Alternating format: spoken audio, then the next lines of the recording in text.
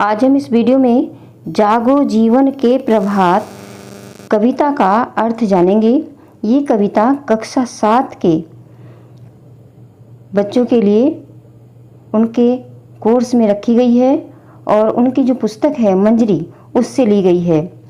यह कविता जयशंकर प्रसाद द्वारा रचित है। इस कविता में जागो जीवन के प्रभात ये नामक कविता, इसका शीर्षक है जागो जीवन के प्रभात। और इस जयशंकर प्रसाद जी ने इस कविता के माध्यम से अज्ञान और अंधकार को मिटाकर कार्य करने की प्रेरणा दी गई है। यह एक जागरण गीत है। इसमें मनुष्य को जगाया जा रहा है। इसका अर्थ जानने से पहले हम इसका सस्वर वाचन करेंगे। बच्चे भी मेरे साथ इसका सस्वर वाचन करेंगे।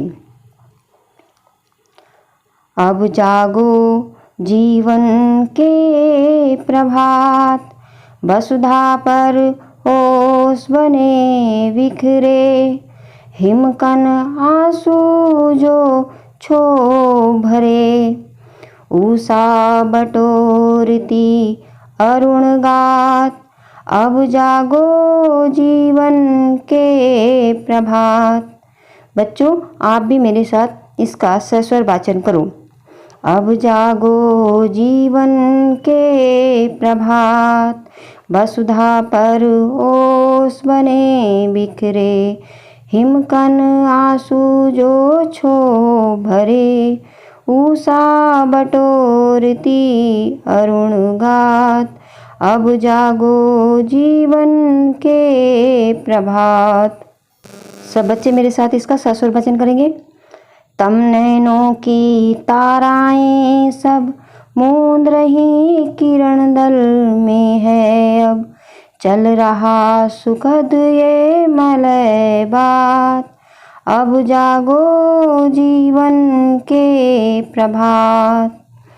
रजनी की लाश समेटो तो, कलरव से उठ कर भेटो तो, अरुणाचल में चल रही बात, अब जागो जीवन के प्रभात।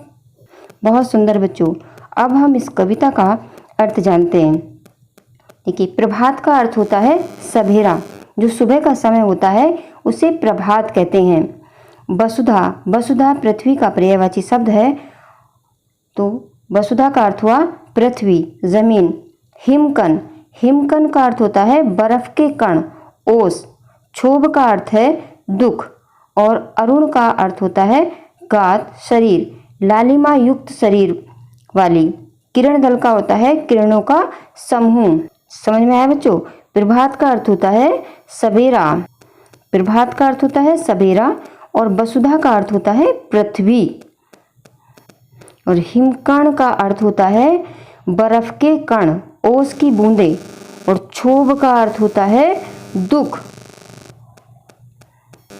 और अरुण गात का अर्थ होता है लालिमा युक्त यानी लाली से भरा हुआ शरीर। किरण दल, किरण दल का अर्थ होता है, यहाँ पर जो लिखा हुआ है किरण दल, तो किरण दल का अर्थ होता है किरणों का समूह। इस कविता में जयशंकर प्रसाद जी ने बालकों को जगाने की चेष्टा की है, बच्चों को सुबह सुबह उठाने की चेष्टा की है। वो किस प्रकार से बच्चों को उठा रहे हैं। यहाँ पर उन्होंने, जयशंकर प्रसाद जी ने प्रकृति का सहारा लेकर के कहा है कि हे जीवन के प्रभात रूपी बचपन, अब तुम निद्रा त्याग करके, नींद को छोड़ करके जाग जाओ, उठ जाओ। हे बच्चों, अब तुम बचपन रूपी जो बचपन है, अब तुम उस निद्रा को त्याग दो, छोड़ दो और जाग जाओ और उठ जाओ। और आगे कहते हैं कि देखो धरती पर क्या क्या हो रहा है। पृथ्वी पर जो ओस की कण हैं वो उस एवं जो उसकी आंसू हैं अब समाप्त हो चुके हैं। जो सुबह सुबह जब सवेरे में उठा जाता है तो देखा जाता है जो घास होती है उसके ऊपर छोटी छोटी ओस की बूंदें पड़ी होती हैं। तो कवि ने कहा है कि ऐसे लगता है जैसे पृथ्वी की जो है आंसू हैं। उन्होंने कहा कि अब ये आंसू भी सूख चुके हैं, क्योंकि जब सूर्य निकलने लगता है तो जो ओस होती है वो सूखने लगती है। सूख जाती है वो ओस। तो उन्होंने कहा कि अब जो है पृथ्वी पर जो ओस के कण थे, वो जो पृथ्वी के जो आंसू थे वो भी अब समाप्त हो गए हैं, सूख गए हैं। अब सुबह के समय को जो है उन्होंने कहा है कि रक्तवर्ण शरीर वाली उषा ने एकत्रित कर लिया है। इसका मतलब है बच्चों, जब सुबह होती है जो पूर्व दिशा होती है वो लाल रंग की होती है, तो इसलिए कवि ने यहाँ पर कहा है कि जो सुबह का समय है वो लाल रंग शरीर वाली जो सुबह ने उसको इकट्ठा कर लिया है, समेट लिया है। आगे कहते हैं कि अंधकार के तारों का जो समस्त किरण समूह हल्की हल्की जो है गति से बंद हो रहा है। इन पंक्तियों का अर्थ देखिए, तम नयनों की ताराएं सब मूंद रही हैं किरण दल में, अब चल रहा सुखद ये मलय बात, अब जागो जीवन के प्रभात। तम का अर्थ होता है अंधेरा और नयन का अर्थ होता है आँखें। तो उन्होंने कहा कि अंधकार के तारों का जो समस्त किरण समूह है वो हल्की हल्की गति से बंद हो रहा है। बच्चों, जब सुबह में उठते हैं तो आसमान में थोड़ी थोड़ी जो है तारे दिखाई देते हैं, थोड़ा थोड़ा अंधेरा भी होता है।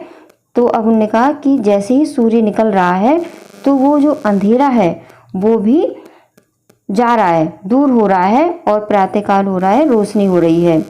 और मलय पर्वत की सुखदायक शीतल मंद सुगंध समीर का अर्थ होता है हवा, प्रभावित हो रही है। बच्चों, जब सुबह उठते हैं तो चाहे कितना ही गर्मी का जो है मौसम हो, लेकिन जब सुबह का मौसम होता है 4 और 5 बजे के बीच वाला जो समय होता है वो बहुत ही सुखद होता है, बहुत ही ठंडी ठंडी हवा चलती है। तो कवि ने कहा है कि देखिए, मलय पर्वत से जो सुखदायक, शांति देने वाली, सुख देने वाली जो शीतल मंद सुगंध हवा चल रही है। तो इन्होंने कहा है कि ये बच्चों अब उठ जाओ, देखो सुबह का कितना अच्छा सा माहौल है, ठंडी ठंडी हवा चल रही है, अंधेरा भी दूर हो गया है। और उन्होंने कहा कि इसीलिए जीवन के प्रभात हे बालको उठ जाओ। देखिए, रजनी ये रात का पर्यायवाची है। रजनी की लाज समेटो तो कलरव से उठकर भेटो। तो यहाँ पर कलरव जो है, कलरव का अर्थ होता है जो सुबह सुबह जो पंछियों की जो चहचहाट होती है उसको कलरव कहते हैं। अरुणाचल का अर्थ होता है पूर्व दिशा। तो इसका अर्थ है, यहाँ पर जयशंकर प्रसाद जी कहते हैं कि रात्रि का समापन हो चुका है। रजनी माने रात, यानी रात्रि जो है समाप्त हो गई है, रात्रि बीत गई है। तो इसलिए तुम इस मर्यादा लाज को एकत्रित कर लो, यानी जो एक मर्यादा होती है कि सुबह होते ही सबको उठ जाना चाहिए। तो उन्होंने कहा कि आप सब बच्चों इस मर्यादा को, इस शर्म को इकट्ठा कर लो कि सुबह हो गई है तो हमें उठ जाना चाहिए, उसे सुख एवं शांति से चले जाने दो। आगे कहते हैं कवि कि तुम जाग जाओ और जो जागो, देखो सुबह हो गई है और किस तरह से पक्षी जो हैं कलरव कर रहे हैं, पक्षियों की आवाज़ आ रही है। तो तुम भी जाग जाओ और उन पक्षियों के साथ मिलकर उस मधुर ध्वनि का आनंद प्राप्त करो।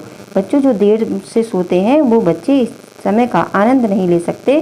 जो बच्चे सुबह जल्दी उठते हैं, जब वो सुबह उठेंगे तो देखेंगे कि वातावरण कितना सुखद होता है, ठंडी ठंडी हवा चल रही होती है, पक्षियों की आवाज़ आ रही होती है, चिड़िया चहक रही होती हैं। तो यहाँ पर कवि कह रहे हैं कि बच्चों जागो और सुबह का जो आनंद होता है, पक्षियों की जो आवाज़ होती है, जो मधुर मधुर जो है उनकी आवाज़ होती है, और जो सुबह का जो ठंडी ठंडी हवा होती है उसका आनंद लो।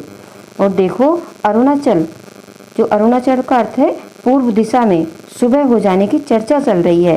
यानी उन्होंने कहा कि जो पक्षियों का जो कलरव होता है ना, जो उसमें चहचहाने की आवाज़ आती है, तो वो एक तरह से ऐसे समझ लो कि वो पूर्व दिशा में एक चर्चा चलती है कि अब सुबह हो गई है, सब उठ जाइए। यानी पक्षी जो है इस प्रकार से कह रहे हैं कि अब सुबह हो गई है तो आप सब उठ जाइए। तो इसलिए हे बालको अब जाग जाओ। बच्चों, इसमें जो ये लाइन है, चल रहा सुखद ये मलय बात, इसका अर्थ है कि मलय पर्वत से बहने वाली जो शीतल व सुगंधित हवा की तरह सुख का एहसास भी अत्यंत सुहावना होता है। और यहाँ पर जो कलरव से उठकर भेटो, तो इसका मतलब है कि सुख की समाप्ति तथा दुख की समाप्ति तथा सुख के आगमन का संकेत है। इसमें बताया है कि जब व्यक्ति के जीवन में दुख आता है तो दुख समाप्त हो जाता है और उसके आगे सुख आ जाता है। दुख और सुख एक चक्र के समान है और ये चक्र के समान चल रहे होते हैं कि कभी दुख आता है तो कभी सुख आता है। तो यहाँ पर कलरव से उठकर भेंटो तो इसका मतलब है कि दुख की समाप्ति के बाद सुख आता है। इसलिए हे बच्चों, आप जाग जाओ, रात जो है बीत चुकी है, यानी दुख अब बीत चुके हैं, अब सुखों का सवेरा आ गया है, उसका स्वागत करो। तो इसका प्रश्न बन सकता है कि कवि ने प्रातःकाल पृथ्वी पर फैले ओस कणों को क्या कहा है। तो कवि ने जो है प्रातःकाल पृथ्वी पर ओस कणों को आंसू कहा है, कि पृथ्वी की आंसू कहा है। ऊषा द्वारा ओस बटोरने का क्या मतलब है यहाँ पर, कि जिस प्रकार नई सुबह ओस को बटोर लेती है, उसी प्रकार सुख के आने से दुख अपने आप दूर हो जाता है। जैसे सुबह सुबह जो है घास पर ओस की बूंदें पड़ी रहती हैं, लेकिन जैसे ही सूर्य निकलता है वैसे ही वो ओस की बूंदें सूख जाती हैं। उसी प्रकार से इस पंक्ति के माध्यम से कवि यहाँ पर समझाना चाह रहे हैं कि जब दुख आता है जीवन में तो उसके बाद फिर सुख भी आ जाता है। तो आज हम इस वीडियो में बस इतना ही समझेंगे।